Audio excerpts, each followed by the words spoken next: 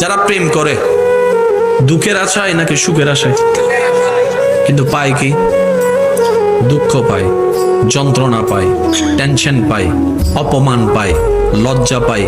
অনেকে তো এমন আছে এই প্রেমে সেকা খেয়ে বেকা হয়ে নেশার মধ্যে গিয়ে নিজের লাইফটাও শেষ করে দিচ্ছে।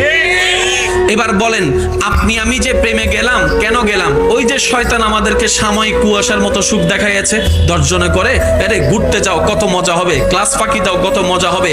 ওই সাময়িক লোভে যখন পা দিয়েছি আমরা, সাময়িক লোভে যখন আমরা পা দিয়েছি, ওই রবের রহমত থেকে আমরা বঞ্চিত হয়ে যাচ্ছি। দিন শেষে এই ভালোবাসাটাই একসময় তাদের জীবন নাশের কারণ হয়ে দাঁড়ায়। প্রত্যেকটা জিনিসের একটা কথা মনে রাখবেন, প্রত্যেকটা একটা এফেক্টের সাইড এফেক্ট আছে।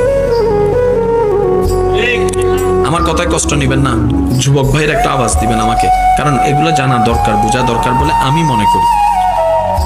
সবচেয়ে মারাত্মক রোগের মধ্যে একটা রোগ আছে না, এইডস। জোরে বলেন না। এখন না হয় অনেক ইজি হয়েছে, একটা সময় কিন্তু খুব ভয়ানক রোগ ছিল এইডস। এই এইডস রোগটা যেই সব কারণের মাধ্যমে প্রতিস্থাপিত হয়, তার মধ্যে একটা হচ্ছে অবৈধ মেলামেশা।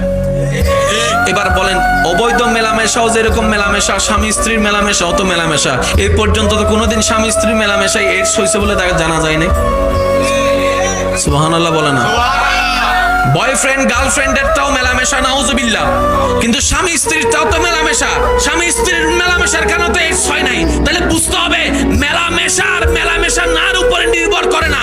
আল্লাহর রহমত যেখানে, সেখানে সুখ আছে, সেখানে শান্তি আছে। আর আল্লাহর রহমতটাকে যখন আমরা ডিনে করি, তখনই আমরা মূলত নিজের জীবনকে নষ্ট করি।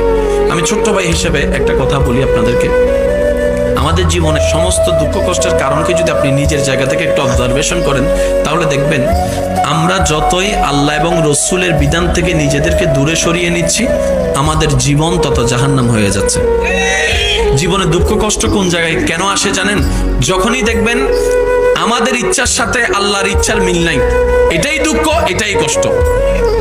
যখনই আল্লাহর ইচ্ছার সাথে, আল্লাহর চাওয়ার সাথে আমাদের ইচ্ছাকে আমরা একমত পোষণ করে ফেলতে পারবো আলহামদুলিল্লাহ বলে, ওই না চাওয়াটাই সুখ হয়ে যাবে। বলেন সুবহানাল্লাহ। এবার ইমানদার ভাইয়েরা ইমানে আওয়াজ দিয়ে বলুন তো, সুখ দেওয়ার মালিক কে? হয় না আরেকটু জোরে। সুখ দেওয়ার মালিক কে? শান্তি দেওয়ার মালিক কে? রিজিক দেওয়ার মালিক কে? হায়াত দেওয়ার মালিক কে? সুস্থ দেওয়ার মালিক কে? ওনাকে খুশি করাই আমাদের কাজ। যদি আমরা চালাক হই, যদি আমরা বুদ্ধিমান হই, ওনাকে খুশি করব যেখান থেকে বরাদ্দ আসে।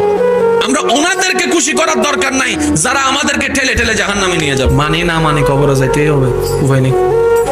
মানি না মানি, ইচ্ছা হোক না হোক, আজরাইলের সাথে দেখা।